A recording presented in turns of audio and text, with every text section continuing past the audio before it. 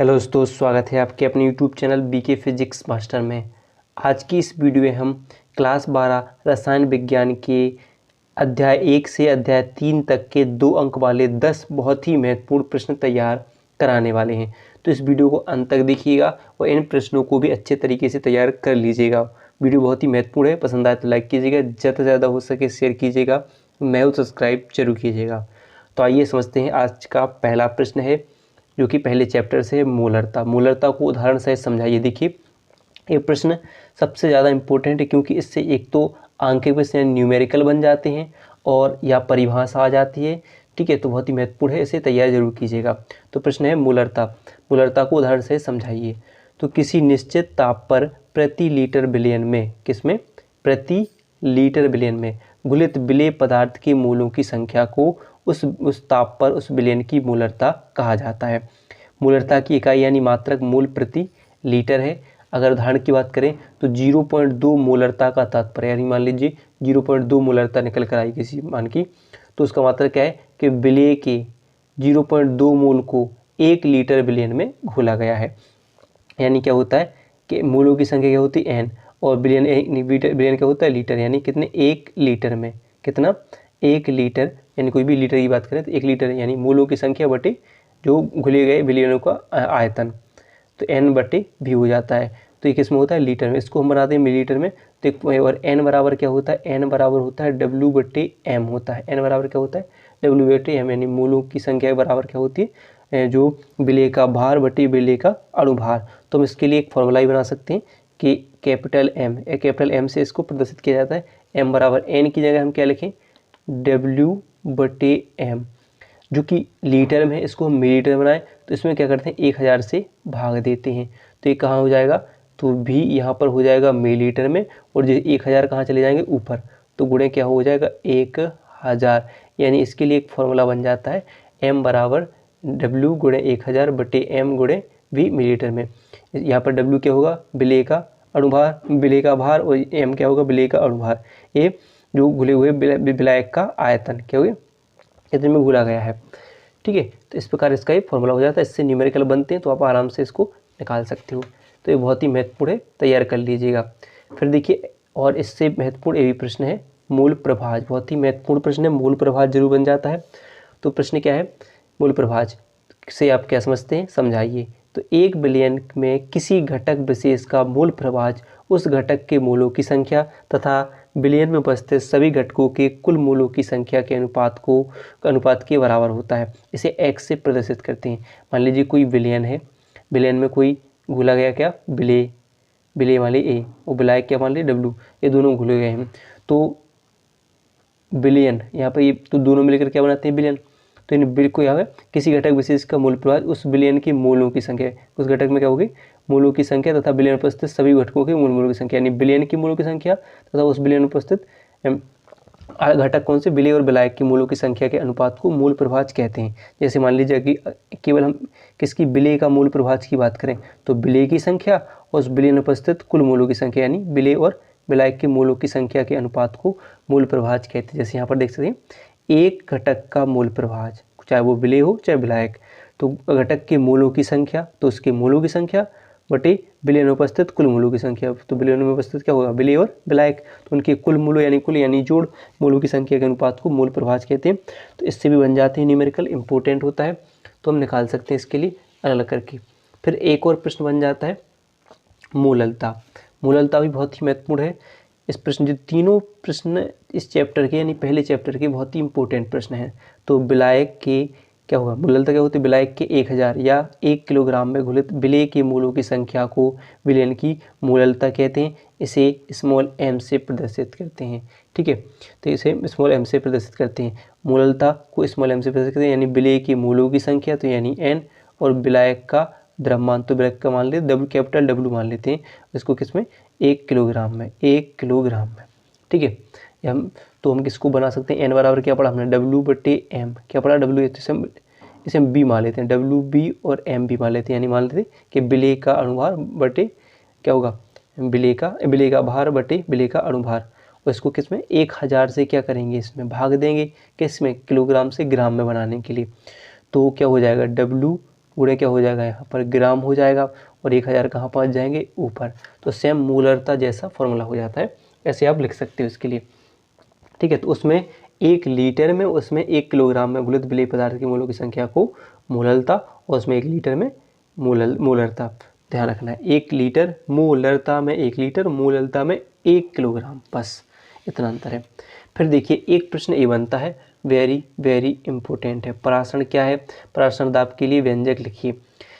देखिए एक तैयारी कर रहे हैं हम, जो भी प्रश्न मैं बता रहा हूँ उनको तैयार कीजिए, क्योंकि गारंटी तो मैं ले नहीं सकता कि ये प्रश्न आएगी, लेकिन हाँ इनमें से कोई ना कोई एक प्रश्न आपको जरूर देखने के लिए, 1-2 प्रश्न जरूर देखने के लिए पेपर में मिल सकते हैं। तो ये भी 2 अंक में पूछे जाएंगे, तो तैयार कर लीजिए। तो वीडियो पसंद आ रही हो तो लाइक भी कीजिएगा। तो क्या है प्रश्न, परासरण क्या है, परासरण दाब के लिए व्यंजक लिखिए। तो क्या होता है, अर्ध पारगम झिल्ली से होकर विलायक का तनु विलयन से सांद्र विलयन की ओर स्वतः प्रवाह परासरण कहलाता है, तथा परासरण को मात्र रोकने के लिए विलयन पर लगाया गया अतिरिक्त दाब परासरण दाब कहलाता है। कि मान लीजिए कोई एक पात्र है, इसमें एक अर्धपारगम झिल्ली लगा दी गई है, तो यहाँ पर क्या लिखा है कि विलयन की, विलायक का तनु विलयन से, कोई भी विलायक है तनु विलयन से सांद्र विलयन की ओर क्या करे, स्वतः प्रवाह हो, किसको, अर्धपारगम झिल्ली को पार करके स्वतः प्रवाह करे, तो क्या कहलाता है, परासरण। और इस परासरण क्रिया को रोकने के लिए अर्धपारगम झिल्ली पर जो अतिरिक्त दाब लगाया जाता है उसे हम परासरण दाब कहते हैं। इसे परासरण दाब के व्यंजक क्या होगा, पाई भी बराबर NRT, या पाई बराबर क्या होगा, बी कहाँ चला जाएगा, एन के नीचे, तो एन सी बराबर क्या हो जाता है, N/B, तो N/B की जगह क्या लिखेंगे हम, सी, तो पाई बराबर CRT लिख सकते हैं। ये फॉर्मूला हो जाता है परासरण दाब के लिए। पाई क्या होगा, परासरण दाब, बी विलयन का आयतन, आर गैस स्थिरांक, टी परमताप, एन मूलों की संख्या और सी सांद्रता हो जाती है। तो ये हो गए आपके 4 प्रश्न, बहुत ही महत्वपूर्ण है, तैयार कीजिएगा। अब अगला प्रश्न है, इसी चैप्टर का एक और प्रश्न आ जाता है, बन सकता है आपके पेपर में। तो प्रश्न है प्रश्न नंबर 5, प्रतिपरासरण क्या है, इसका उपयोग लिखिए। तो प्रतिपरासरण क्या होगा, यदि परासरण दाब से अधिक दाब विलयन पर लगाया जाता है तो विलायक के अणु विलयन से शुद्ध विलायक या अधिक सांद्रता वाले विलयन से कम सांद्रता वाले विलयन की ओर प्रवाहित होने लगते हैं। चूँकि यह प्रक्रिया परासरण की क्रिया के विपरीत दिशा में होती है, इसलिए यह क्रिया प्रतिलोम या क्या कहलाती है, प्रतिलोम या प्रतिपरासरण कहलाती है। यानी परासरण क्रिया की विपरीत दिशा में जो क्रिया होती है उसे हम प्रतिपरासरण कहते हैं। जैसे इसका उपयोग किसमें किया जाता है, तो इस प्रक्रम का प्रयोग समुद्री जल से शुद्ध जल प्राप्त करने के लिए तथा घरों में शुद्ध पेयजल प्राप्त करने के लिए इसका उपयोग किया जाता है। तो फिर अगला प्रश्न एक और देखिए, एक प्रश्न और है कि सिल्वर नाइट्रेट के घोल में कॉपर डालने पर घोल का रंग क्यों नीला हो जाता है, बताइए, व्याख्या कीजिए। इंपॉर्टेंट है, ऐसे कई प्रश्न बनेंगे। या तो आयरन वाला बनेगा कि लोहे की कील के लिए डाल दिया जाए तो उसका रंग क्यों होता है, तो ऐसे प्रश्न बनेंगे इस चैप्टर से, तो इनको याद करना है। तो प्रश्न है, तो आंसर क्या होगा, सिल्वर नाइट्रेट के घोल में कॉपर की छड़ डुबोने पर यह धातु सिल्वर नाइट्रेट विलयन में से सिल्वर को विस्थापित कर देता है और कॉपर नाइट्रेट बनाती है। कॉपर नाइट्रेट विलयन में कॉपर आयन तथा नाइट्रेट आयन होते हैं। कॉपर आयन बनने के कारण विलयन का रंग क्या हो जाता है, नीला। तो जैसे कहते हैं कॉपर है तो सिल्वर नाइट्रेट क्या होगा, कॉपर को सिल्वर नाइट्रेट की विलयन में NO3 की विलयन में डालते हैं तो क्या करता है, कॉपर सिल्वर नाइट्रेट की विलयन को सिल्वर को विस्थापित कर देता है और स्वयं इसकी जगह ले लेता है, जिससे क्या हो जाता है कि कॉपर आयन बनने के कारण, जिससे कॉपर नाइट्रेट बनता है तो उसका रंग कैसा होता है, नीला होता है और ये अलग निकल जाता है। बस ऐसा ही, कुछ नहीं। फिर एक प्रश्न है, द्वितीयक सेल क्या है, इन्हें संचायक सेल क्यों कहा जाता है। तो इस सेल को उपयोग के बाद विपरीत दिशा में विद्युत धारा प्रवाहित करके पुनः आवेशित किया जा सकता है। इनमें विद्युत ऊर्जा को संचित किया जा सकता है, अतः इन सेलों को संचयी सेल अथवा संग्रह सेल भी कहा जाता है। यानी जिन्हें हम दोबारा एक बार उपयोग करने के बाद दोबारा आवेशित कर सकते हैं, यानी चार्ज कर सकते हैं, तो ये क्या कहलाते हैं, द्वितीयक सेल कहलाते हैं। जैसे सीसा संचायक सेल, निकेल कैडमियम सेल, ये सब उसके क्या हो जाएंगे, उदाहरण हो जाएंगे। फिर देखिए अगला है, अभिक्रिया की कोटि से आप क्या समझते हैं। तो क्या होता है, किसी अभिक्रिया की दी गई दर समीकरण में व्यक्त अभिकारकों की सांद्रता पदों की घातों का योग उस अभिक्रिया की कोटि कहलाती है। किसी अभिक्रिया की दी गई दर अब समीकरण में व्यक्त अभिकारकों की सांद्रता पदों के घातों का योग क्या करता है, उस अभिक्रिया की कोटि कहलाता है। जैसे देखेंगे यहाँ पर क्लोरोफॉर्म CH Cl3 + Cl2 अभिक्रिया CCl4 + HCl, जिसमें एक अभिक्रिया की दर यानी वेग समीकरण निकालेंगे इसका, तो क्या होगा CCl4 जो अभिक्रिया में जो भाग ले रहे हैं उनका, तो क्या होगा कि एक फुल भाग दे रहा है और इसका 1/आधा भाग मान यहाँ पर ले रहे हैं, तो इसलिए इसका मान क्या लिया है, अभिक्रिया की कोटि क्या हो जाएगी, इन दोनों का योग क्या होगा, इनकी घातों का योग क्या होगा अभिक्रिया की कोटि, इसकी मान ली कितनी 1/2 भाग मान लिया इसका अभिक्रिया का वेग, तो इन दोनों को जोड़ेंगे तो क्या होगा 1 से 1/2 निकाल कर आ जाएगा, यानी आधा भाग 1.5 भाग हो जाएगा। तो अगला प्रश्न लिखते हैं। अगला प्रश्न क्या है, प्रश्न नंबर 9।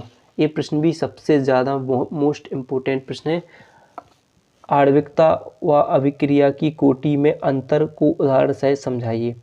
तो अभिक्रिया की आणविकता क्या होती है, तो यह एक सैद्धांतिक मान है, तो यह एक क्या है प्रायोगिक मान है, इसे अभिक्रिया के आधार पर ज्ञात किया जाता है। इसे क्या किया जाता है, वेग समीकरण में अभिकारकों की सांद्रताओं के घातों के योग द्वारा प्राप्त किया जाता है।